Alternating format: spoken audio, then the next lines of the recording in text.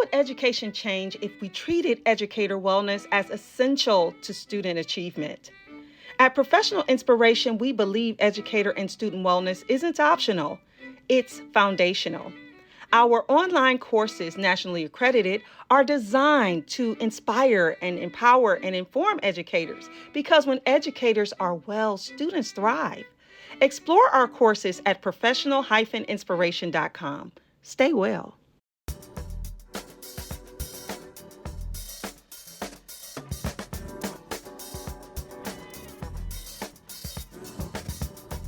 Welcome back to Questions You Didn't Ask. I'm Niasha Fray, and I'm here again with my friend, Dr. Paul Fleming, ready to keep this series rolling. Beyond the Band-Aid, prevention, power, and public health equity.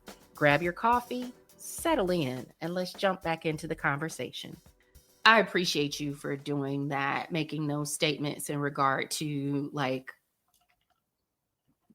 this is not a real word, but Disneyfying poverty, right? Mm-hmm. That was not my intention. And I appreciate you for making that clarification, because yes, being poor and lacking your core necessities is not, like we talked about, just hoarding is not the answer. Being poor and lacking necessities of life and living and dignity and humanity, that's not the answer either. So that is important for us to, clarify that there's somewhere in the middle that we're searching to balance. So what I want to do now is talk a little bit about, so I have had this especially with the political environment and different groups, racial groups, ethnic groups, socioeconomic groups, like calling each other out and being like, well, why aren't you doing this? And why didn't you do that? This, that, and the other. And specifically, especially for people who are left-leaning, who are more liberal, which I consider myself to be more left-leaning, more liberal than not. I don't think that's a surprise to anybody. There's a lot of rhetoric around, well, why aren't Black people out in the streets like they usually are, or why aren't Black people showing up in the same ways, and some of the quick snapbacks are, we showed up, we was 92 and 86% on November 5th or whatever day it was. So y'all got to figure it out, on top of some of the challenges that come, the violence that comes from Black bodies and faces and voices being present on front lines, what that triggers for a lot of law enforcement and now, unfortunately, military presence or ICE presence or whoever is out there with a gun and a badge. And so some of what people might have seen me talk about on my social media handles is this hashtag get your people. And the get your people is basically to say, I'm going to get my people. We going to figure some stuff out. We are down with the left leaning. We got to do something better, right? But there's another group of people that are talking about us that they need to work on their people, i.e., especially the problematic with the white folks. And I've already had a show about the real talk with Black and Latino people. If y'all haven't heard it, you definitely need to go listen to it. The Get Your People campaign. But I imagine, and talking to my family and friends, it's not that easy, right? Especially when folks are entrenched in their privilege and wanting to continue to advantage themselves and have that life of ease and continue to be willfully innocent and all of the rest of it. So what have you found, if there's any, strategies that help you to move people with privilege from just knowing about injustice? Because we even have some of these problems on the left side, knowing about injustice, to actually doing something about it. Yeah. It's a great question. And I want to start by saying I definitely don't have all the answers like I wish I did. But, I think it's tricky in the sense that I do think you're absolutely right that there are a certain subset of those who see the injustice. They're willing to say something about it, or at least make sure that their friends and neighbors hear them say that they're mad about the injustice.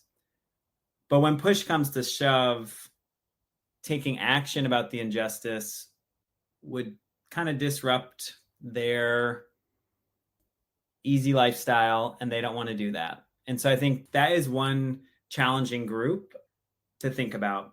I think there's another group, and this is the group that I think I'm a little bit more interested in spending energy on and with.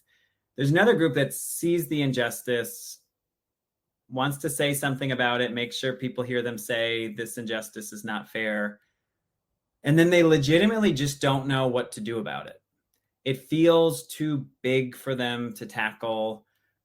I think also when we're talking about not necessarily all white people, but certain segments of white folks, they have not exercised the protest muscle. They have not exercised the way that other communities have had to fight year after year for decades and centuries.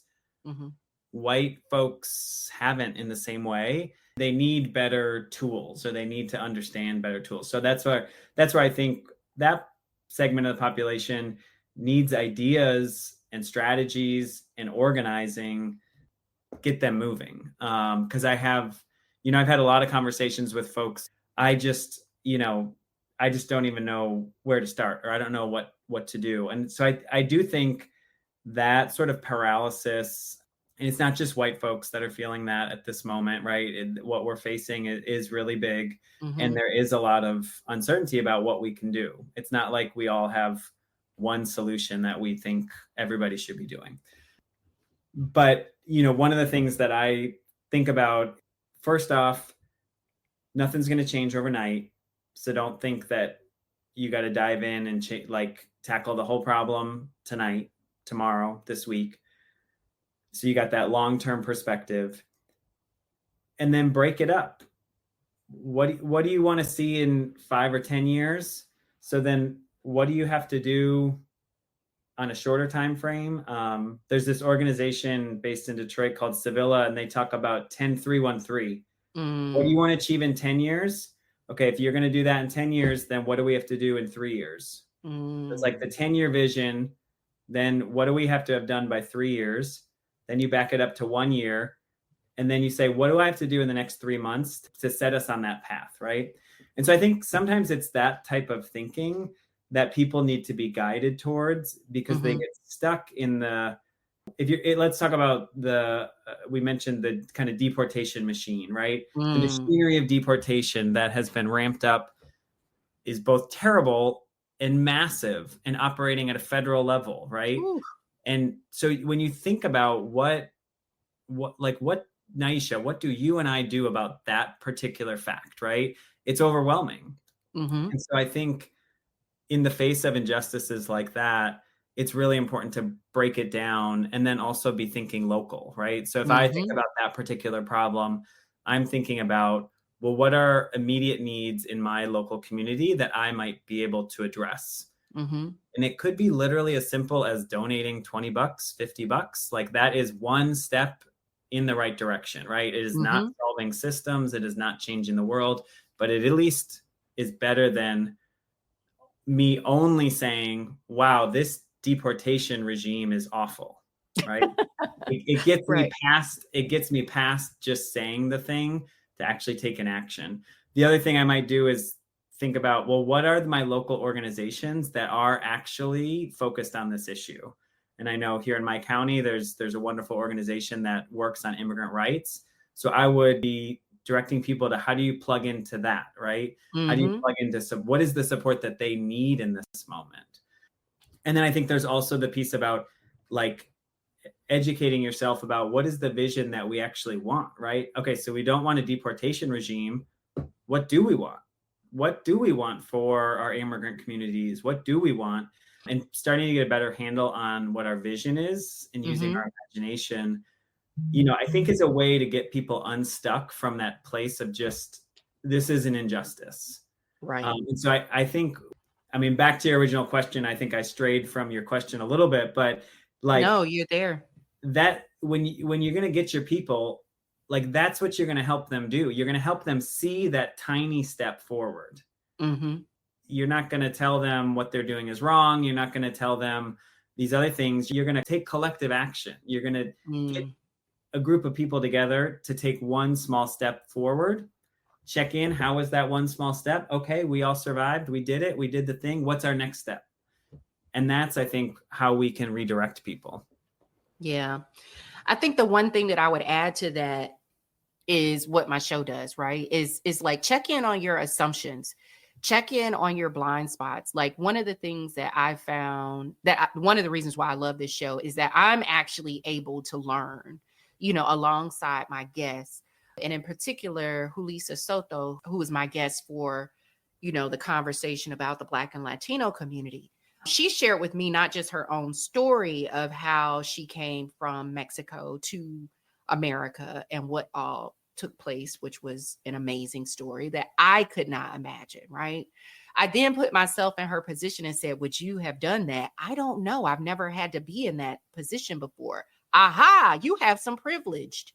You have some privilege. Recognizing that, then further understanding, like, what is actually the problem? Like, these folks are saying, well, you should just get your paperwork or come into the country the right way. Well, I'm an American. I've always been an American. I don't even know what that process is. Can we unpack that? And so in that conversation, she unpacked some of those things, a lot of those things. And I said, wow, this is a lot like what we see in other parts of our country, our systems, our policies, where there are things that don't add up, things that don't make sense, and they create a bigger problem than what's actually there in the first place. Yes, there are people that are here that have been violent, that cause trouble, that cause chaos.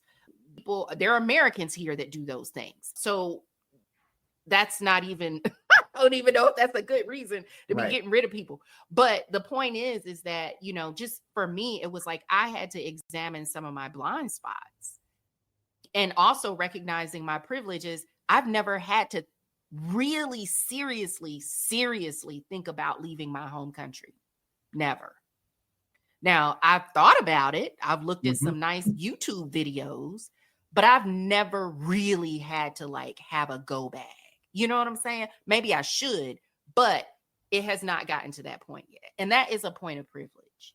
And so for me, that was important for me to recognize when I was having that conversation and examining, how do I build solidarity with this community, or is solidarity even a possibility with this community, because we come from two totally different perspectives and histories, and there's a whole lot that I don't know about them, and there's a whole lot that they don't know about me, and there's a whole lot of prejudice and what's the word, these assumptions and stereotypes. That's the word I'm looking for. Stereotypes that we have about each other. Why you're here, why you ain't doing better than what you're doing, why are you doing better than what I'm doing, all this stuff. It gets tiring. And it makes me think back to what you were saying earlier about the sharing, because, think about all of these movements are so much stronger when we've got each other's back, right? So when the movement for immigrant rights has the back of Black Lives Matter and vice versa, both of those movements become stronger, right? And it is, certainly it's not as simple as that, so I'll acknowledge it, but there's an abundance, right, in that sharing mentality. It's not either I have rights or you have rights, and it's a zero-sum game, because that mentality is just going to keep us where we're at, right? And so this idea of an abundance of we can share, and therefore we can create more and more. It's not if I have, you don't have. It's what do we have together? And I think that really applies also to how we fight injustice, how we are activists in our communities, kind of recognizing that, yes, you may be fighting one fight primarily, but that those fights are connected and that we do need to show up for each other because all these systems are connected. And the deportation regime, at the end of the day, is a violent law enforcement apparatus that works in many of the same ways that local police can be violent against many marginalized communities, especially Black communities. And so those two things are connected, right? And when we separate those fights, we're less powerful, right? There's it's power divide in and conquer. You don't win that way, right? Yeah. If you're enjoying the show as much as we love creating it, consider showing your support by buying us a cup of coffee. Visit buymeacoffee.com/Niasha Fray O. That's buymeacoffee.com/Niasha Fray O. All one word. Each cup is just $5, and every single one helps us continue to produce, develop, and sustain the high quality content you've come to expect from Questions You Didn't Ask. Thank you for your continued support, and let's keep the conversation going. And I appreciate you saying that too, because what is happening is there's also a sense of, I don't know if nervousness is the right word, but vigilance is definitely it. Nervousness is a part of it because they're starting to go after Haitians. And all my Haitian friends look like my cousins. You know what I mean? So it's like, well, what is that? What's going on here? Granted, I have a passport. I don't know if it's still if it is expired yet. I need to get it together. Like, we need to get our paperwork together. But that's crazy that we have to think about getting our paperwork together. And when I think about that, it takes me back to some very traumatic historic events from my people of, people from slavery, Black people who were enslaved, African peoples who had been enslaved. The way that you could move about from place to place is you had to have a note from either the person who owned you because you were their property that said you had permission to go from this place to that, or you had to be carrying with you your freedom papers if you happen to be free. And you would hope and pray that if someone asked for them, that they didn't rip them up, burn them up, and throw them away. Because we didn't have lamination back then. We definitely didn't have any type of way. You know what I'm saying? Yeah. So, it's bringing back some really bad, associations. It's making me think about how the birther movement started with Trump, hating on Barack, where he wanted to see his papers. He was denying, the fact that President Barack Obama was an American citizen, and questioning that and starting that whole movement. And so now it's trickling down and creating this issue with immigration. And one of the big dog whistles of this whole thing was Trump being in the debate talking about the Haitians are eating cats and dogs. What? Yeah. So, all these things are connected. And that is your point, that we cannot overcome this trauma, this violence, this terrorism, if we're all in our respective corners, just trying to protect our individual, identity and community. With that being said, you have a new book.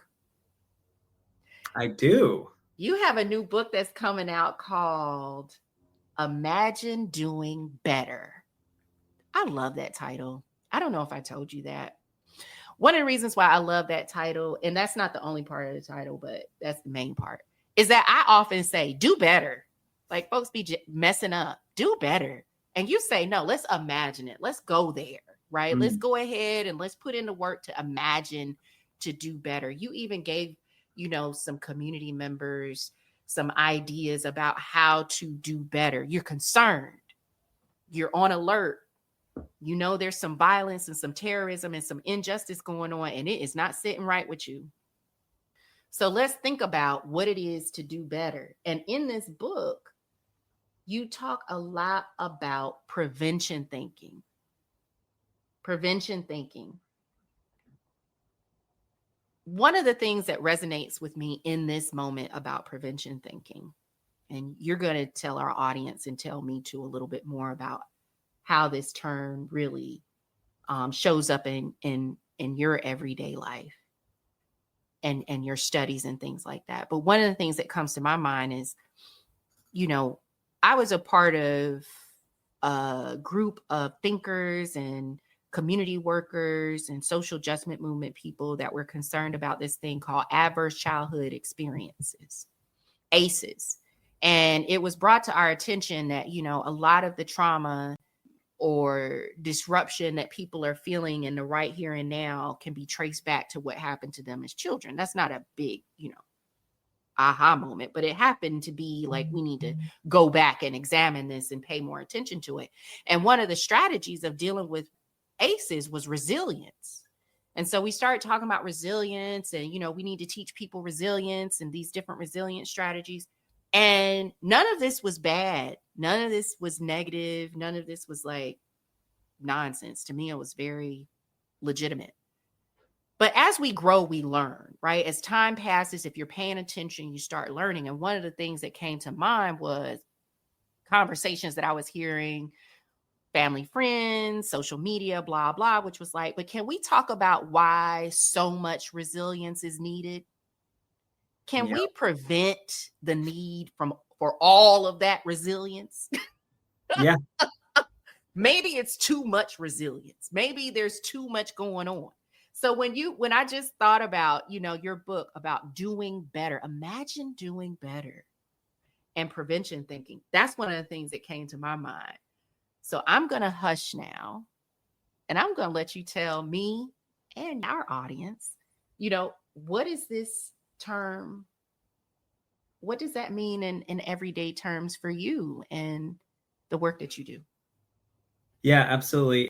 I know you have a lot of listeners who work in the field of public health. And so a lot of prevention thinking is based on ideas that we know and love in public health.